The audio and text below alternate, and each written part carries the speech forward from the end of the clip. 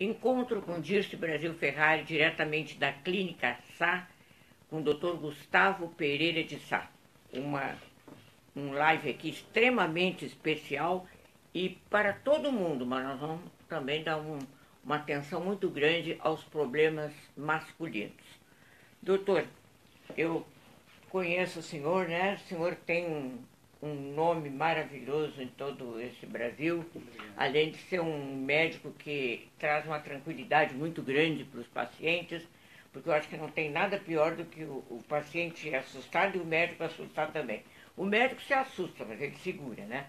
Bem, eu ouvi falar, por intermédio de conversas que tenho justamente com você, que existem muitas novidades nesta área de crescimento da próstata, que é uma área que interessa muito aos homens, às mulheres, às famílias, e que a gente ouve, assim como ouve outros assuntos de fim de saúde, a gente ouve muitos homens falarem, parece que é uma preocupação assim muito, muito presente na vida deles a partir, aí você me diz de que idade, parece até que bem cedo.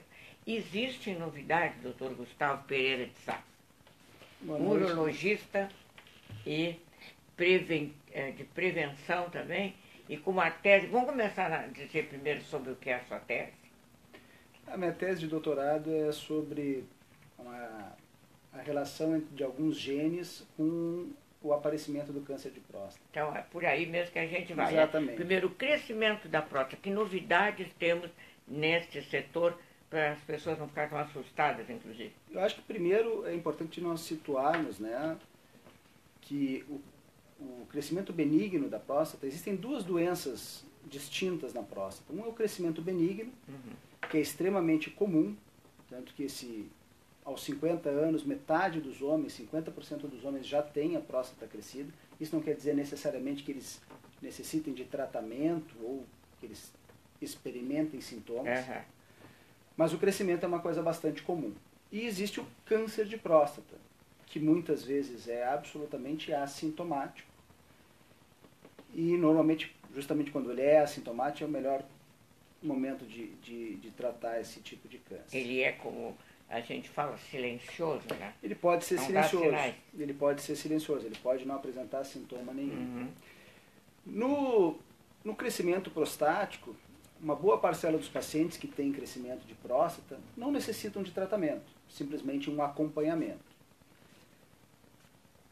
Em pacientes que apresentam sintomas, aqueles sintomas que nós conhecemos bem, dificuldade de urinar, urina com um jato fraco, levantar-se várias vezes à noite, dificuldade de iniciar a micção, aquela dificuldade de segurar, o paciente tem vontade de urinar e tem que sair correndo ao banheiro, aqueles pacientes que urinam muito frequentemente, o paciente já sai de casa e já sabe exatamente onde é que tem banheiros pela cidade. Conheço, né? gente, assim.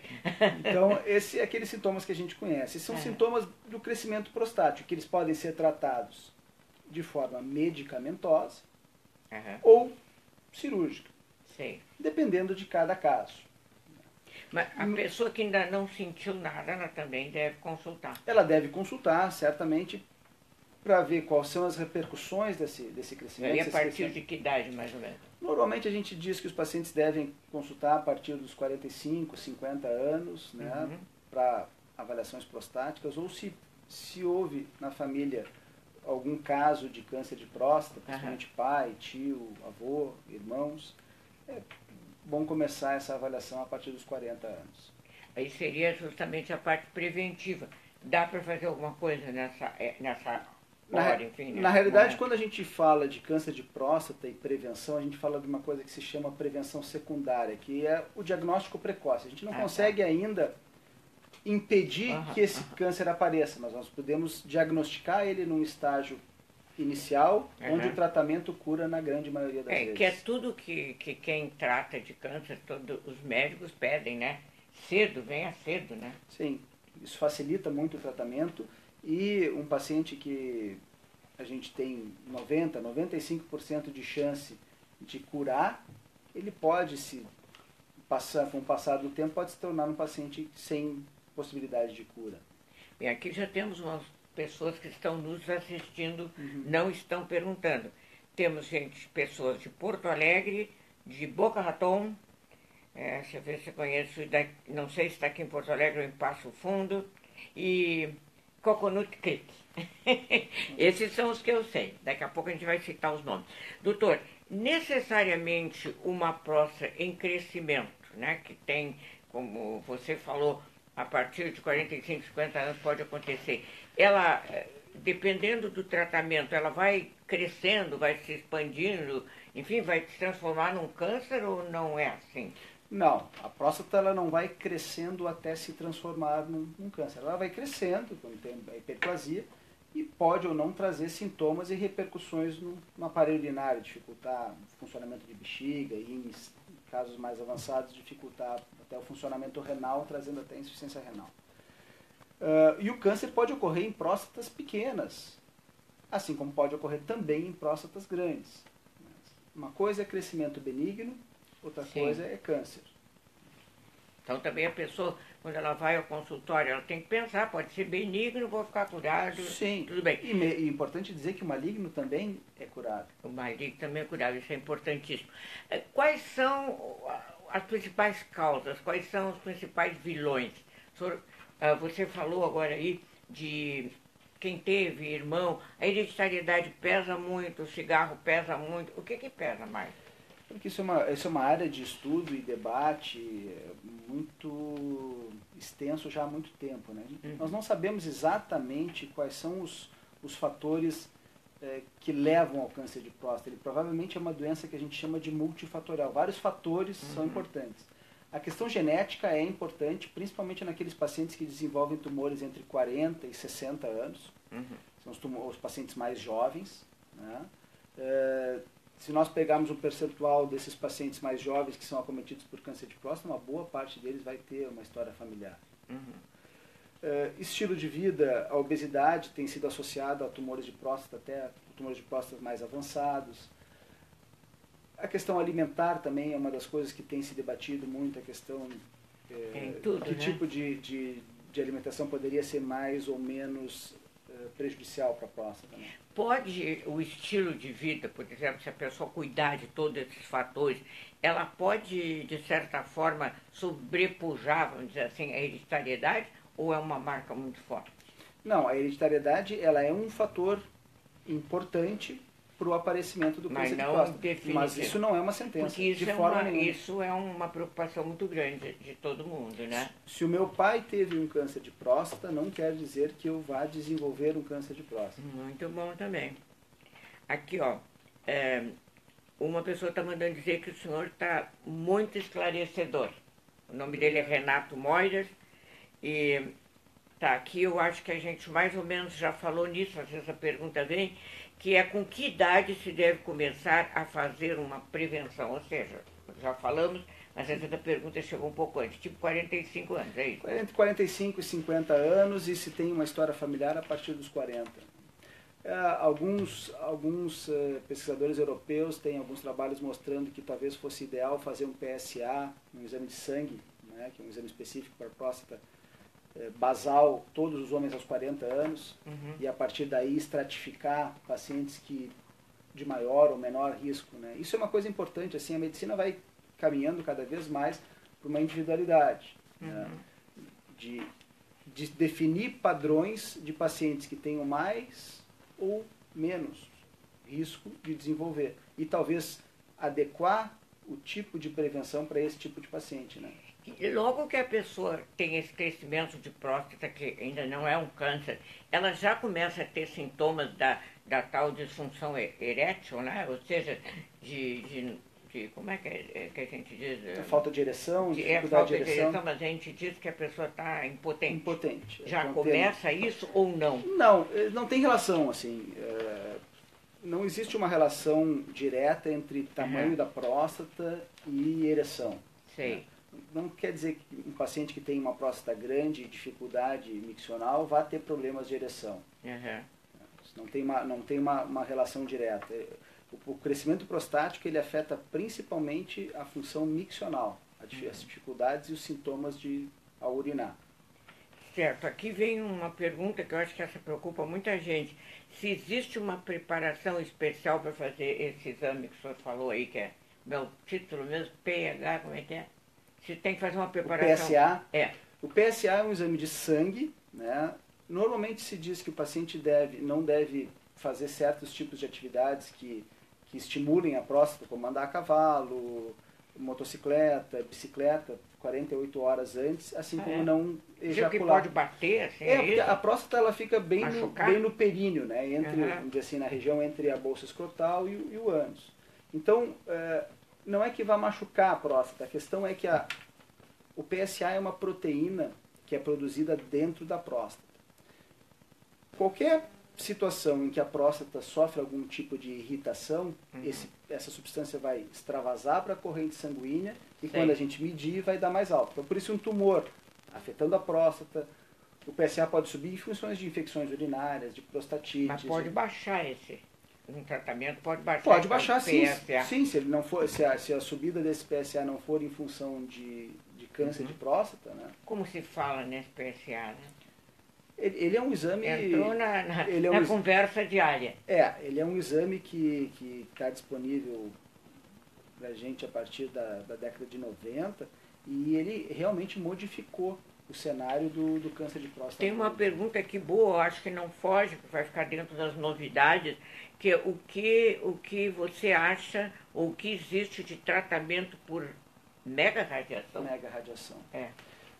Eu acho que provavelmente ele está se referindo a novas técnicas de radioterapia, né? Quando a gente diagnostica um paciente com câncer de próstata em estágio inicial, em estágio passível de cura, existem basicamente 2 tratamentos que são curativos. Um é a cirurgia, a prostatectomia radical, e o outro é o tratamento através da radioterapia. Hoje em dia existem vários tipos de radioterapia, onde fundamentalmente se tenta dar uma dose maior de radiação na próstata, ou seja, aumentar a capacidade de tratamento da radiação e diminuir os efeitos colaterais. Mas aí, esses tratamentos serão dados de acordo com o caso? Com o caso. Isso é discutido entre o paciente, o cirurgião, o radioterapeuta. É menos invasivo do que uma cirurgia ou não? Depende. Ele pode causar sintomas que não acontecem com a cirurgia, assim como a cirurgia podem causar sintomas que... né? Isso é muito interessante. E algumas vezes nós temos que lançar, para fazer o tratamento curativo do paciente, algumas vezes nós temos que lançar a mão de ambas. Às vezes a gente faz a cirurgia num paciente e esse paciente vai necessitar radioterapia posteriormente. Ou em alguns casos pode até se fazer radioterapia e em alguns casos necessitar cirurgia pós-radioterapia. Então isso tem que ser adequado pela experiência do cirurgião, pela qualidade do serviço de radioterapia que se tem disponível, pelo tipo de câncer, porque o câncer de próstata não são todos iguais, pela opção do paciente, pelas condições físicas do paciente.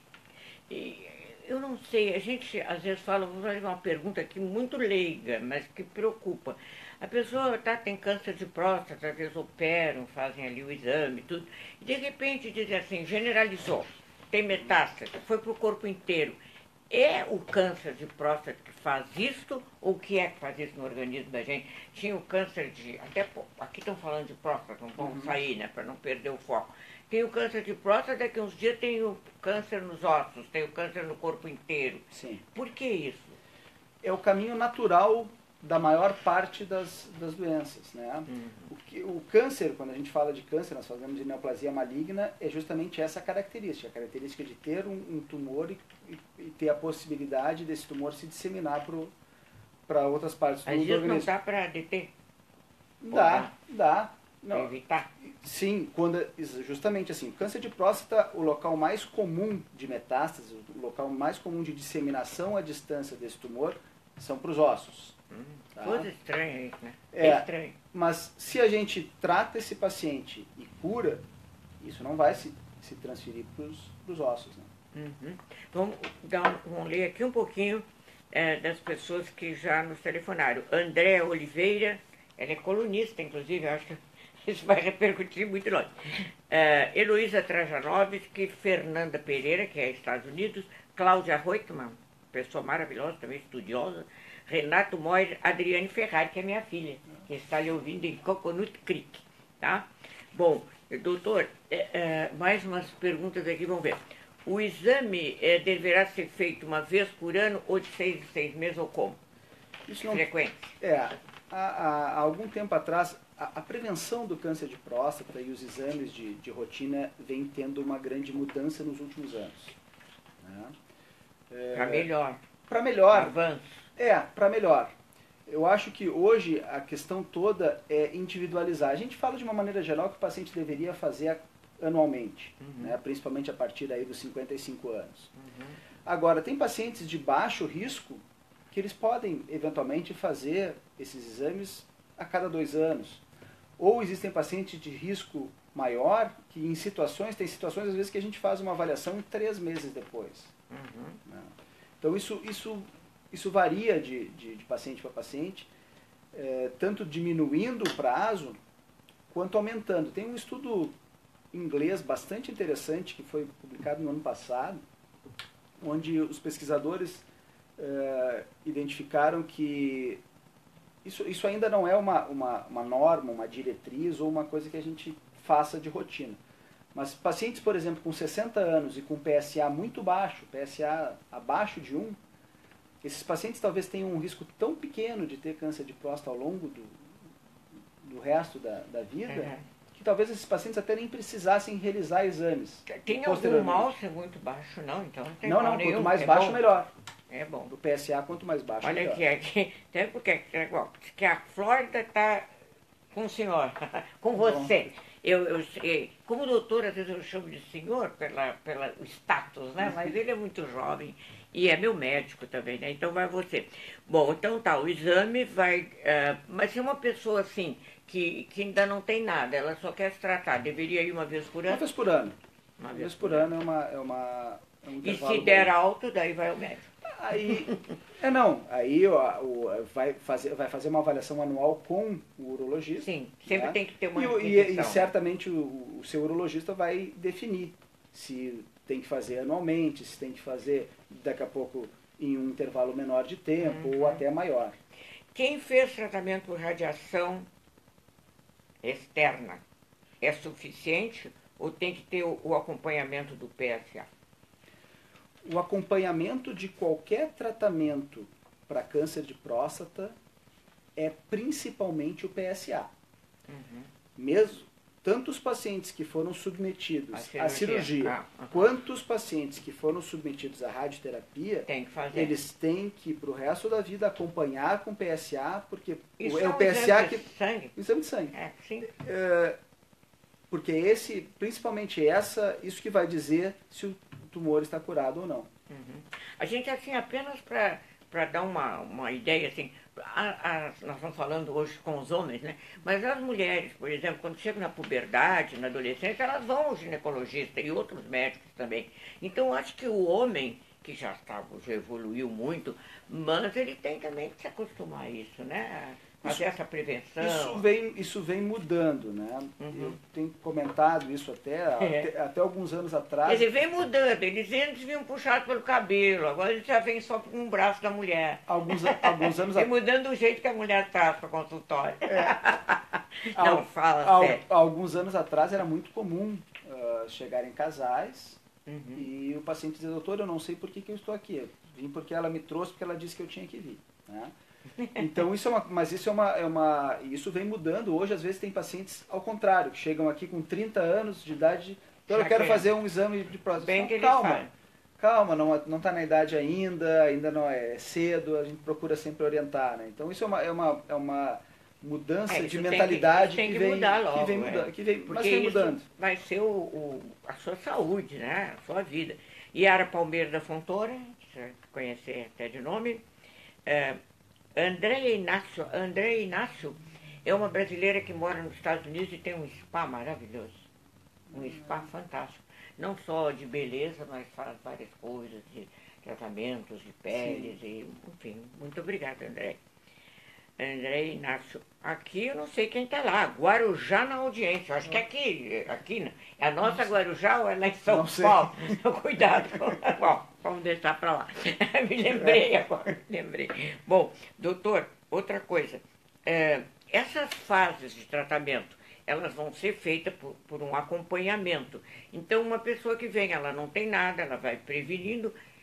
Pelo que eu estou entendendo, entre aspas, quase que necessariamente lá pelos 50, 60, alguma coisa vai aparecer. Ou tem algum homem que passa a vida inteira sem ter essa tal de próstata aumentada? Tem. O que será que ele faz? Tem.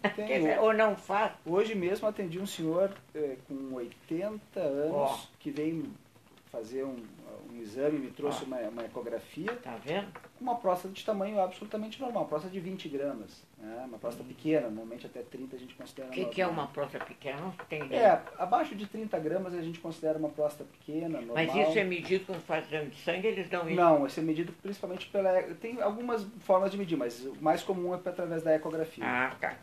Então, bom, é porque eu nunca tinha ouvido falar.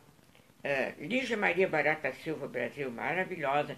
Ela botou dizendo que está muito interessante e que, não sei, parece que ela diz aqui que tem que publicar para todo mundo. Está publicado, né? Estamos publicando. André Oliveira entra de novo. Parabéns pela abordagem. Parabéns pela abordagem. E dizendo que o meu técnico às vezes tem uma letra que eu vou entender. Aqui, qualquer coisa, ela fala que alguns homens não têm conhecimento do que o doutor está falando. Né? Eu acho que essa é falta conhecimento. Eu acho que essa é a principal arma que a gente tem no combate ao câncer, não só de próstata, como que é a informação. Uhum. Eu acho que esse é a principal arma. As pessoas têm que estar bem informadas de o que fazer e como fazer. Aqui vem a Débora Moirer, que é casada com um que já perguntou, então esse casal está bem, sim, já está indo junto ao consultório e dizendo que está muito bom. Eu acho que, porque, vamos falar uma coisa assim, eu acho que o conhecimento hoje em dia, ele está tão grande que existe um estudo, também agora eu vou botar aqui um estudo, existe um estudo que fala que o próprio cérebro vai começar a selecionar as informações, porque não vai aguentar a carga, sabe? Então já existe não é um estudo, isso é quase que um lançamento, assim, de uma ideia, tipo uma hipótese, né? Mas, na verdade, o conhecimento está muito, muito grande, mas o preconceito ainda existe. O medo paralisa muitas pessoas, não deixa que elas vão em busca. Eu quero conhecer uma coisa, mas aquilo ali está me mostrando que eu não estou muito bem, então para por aqui. Ou não vou até o médico para ter um conhecimento maior. Isso existe, né? Existe. E volto aí a perguntar para você aquilo. Existe um paciente, é difícil para o doutor, mas não é no sentido de gostar nem do desafio. Existe um paciente mais fácil, mais difícil de lidar, que o doutor diz, faça isso, e ele faz isso. Eu, por exemplo, vou me elogiar que uma pessoa, o doutor faz isso, eu faço. Mas tem muita gente que diz, não, vou tomar só metade. Não, vou deixar para semana que vem. Existe o paciente difícil que não vai se cuidar? Existe. Existe o paciente difícil. Isso a gente lida com o ser humano, né? E o ser humano é diferente um do outro completamente. Então isso tem pacientes que fazem os exames, que seguem os tratamentos. Tem pacientes que às vezes até optam por não tratar. Pois é. Só que às vezes a gente tem que exatamente definir e saber se esses pacientes ele não está tratando por medo. Sim. Ou se ele não está tratando por uma opção. Pode ter uma depressão, né? Tudo isso entra, né? Eu ouvi na semana passada um paciente que disse, o doutor me manda ir de 3 em 3 meses, uma coisa assim, mas eu só vou por ano porque eu estou me sentindo tão bem. Bom, mas de repente pode cair de cavalo, acho bom ir de 3 em 3 meses. Um paciente, por exemplo, que fez cirurgia de câncer de próstata ou fez algum tratamento, normalmente eles são pacientes que durante algum tempo eles vêm a cada 90 dias, né? Para fazer exames, para acompanhar. E uma coisa que a gente tinha conversado, a pessoa ela pode ficar com problema de impotência, mas pode retornar e ganhar de novo essa potência sexual, né? Sim, sim. E não precisa parar com as outras atividades da sua vida. Não. Não precisa ter esse medo. Não. Não, pode ter uma vida absolutamente normal após o tratamento. Bagé entrando, Bagé através de um... Olha, eu acho que vai para o mundo, porque o Sivaldo de Bagé da rádio lá. Suzana Machado é sua cliente. Sim. Suzana Machado é sua cliente. Está compartilhando para todo mundo.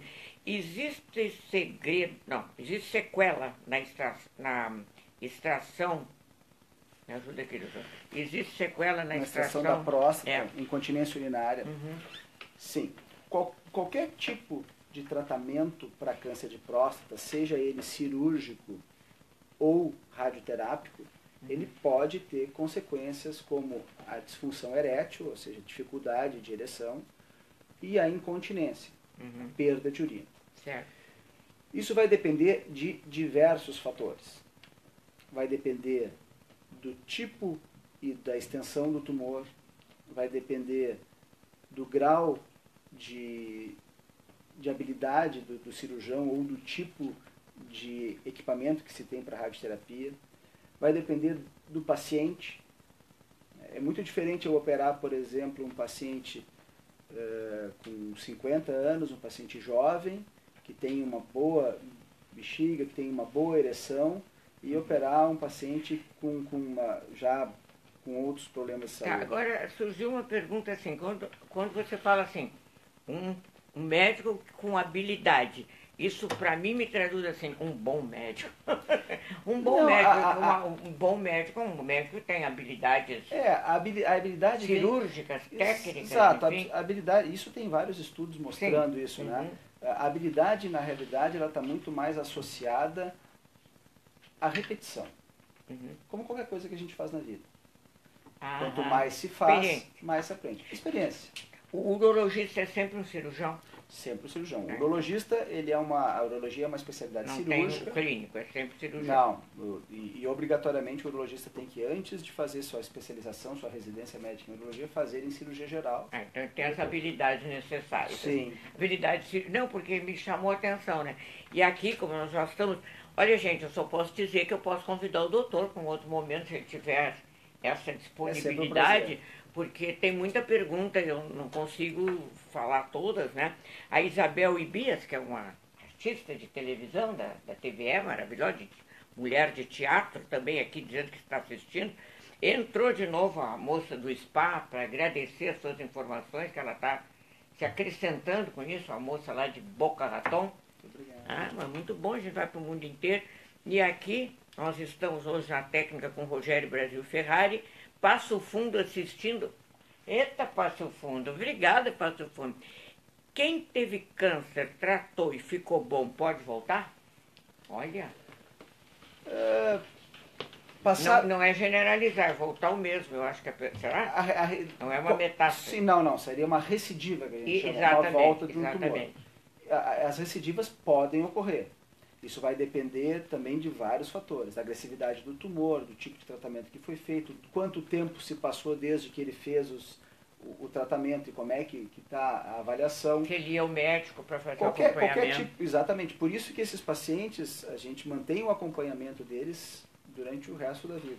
Tá, e uma pergunta antes, que já infelizmente a gente está chegando no fim. Nisso aí, por exemplo, de voltar e tudo, pode influenciar muito a parte emocional ou ela tem uma influência até um certo nível? Isso é uma pergunta que a gente não tem uma resposta assim exata, né? Mas se sabe que, obviamente, a postura do paciente perante a vida, não é só a questão do câncer de próstata, né? Tem diversas outras patologias que são influenciadas pela psiquiatria. Porque uma vez eu ouvi contar, eu leio muita coisa, assim, gosto de dizer, que até uma pessoa que tivesse com câncer, se ela cuidasse um pouco de todos os fatores que você falou, alimentação, estilo de vida, mas que procurasse, assim, se divertir um pouco mais. Até dizia assim, assistir comédias e não dramas, dizia assim. E esse Omair Cordeiro, esse coach que eu entrevisto nos Estados Unidos, ele fala muito nisso. Eu tinha uma pessoa que me dizia que ele só tinha pesadelos. Sim, e o que você faz de noite? Eu gosto de filme de terror. Bom, já preparou a noite. Isso pode influenciar? Pode. Até um certo ponto, vamos nos lembrar uma coisa importante, assim, que é o nosso sistema imunológico. Todos os dias, todos nós produzimos células cancerosas. Sim.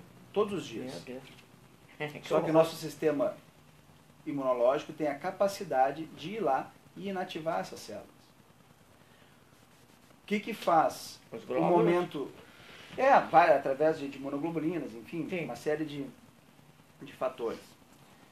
O que faz o momento dessa progressão em que a célula tumoral vence o nosso sistema imunológico e se transforma efetivamente num câncer, é que sob certo aspecto, uma incógnita ainda. Agora, se nós pensarmos que a nossa postura perante a vida, todos esses fatores que mesmo mencionasse, podem influenciar o nosso sistema imunológico, isso certamente pode ter um fator importante. O corpo humano não é brincadeira, não. Né? Como disse, tem muito para aprender sobre ele. Como disse o médico, um médico que entrevistei nos Estados Unidos, ele disse: quem fez muito bem feito. Quem fez muito bem feito. E vamos apenas registrar aqui Ana Cristina Madruga, entrando também na nossa entrevista, agradecendo muito, mas muito mesmo, ao doutor Gustavo Pereira de Sá, da Clínica Sá, aqui em Porto Alegre. Nós vamos deixar depois aí no Facebook endereço, telefone, site. Se ele tiver disponibilidade, voltamos aqui com homens e certamente sobre assuntos mais específicos. Afinal, homem e mulher é uma coisa só, né? Então, se integram, né, na vida. E eu agradeço muito e espero que vocês continuem sempre com a gente. Obrigado, doutor Gustavo. Eu que agradeço.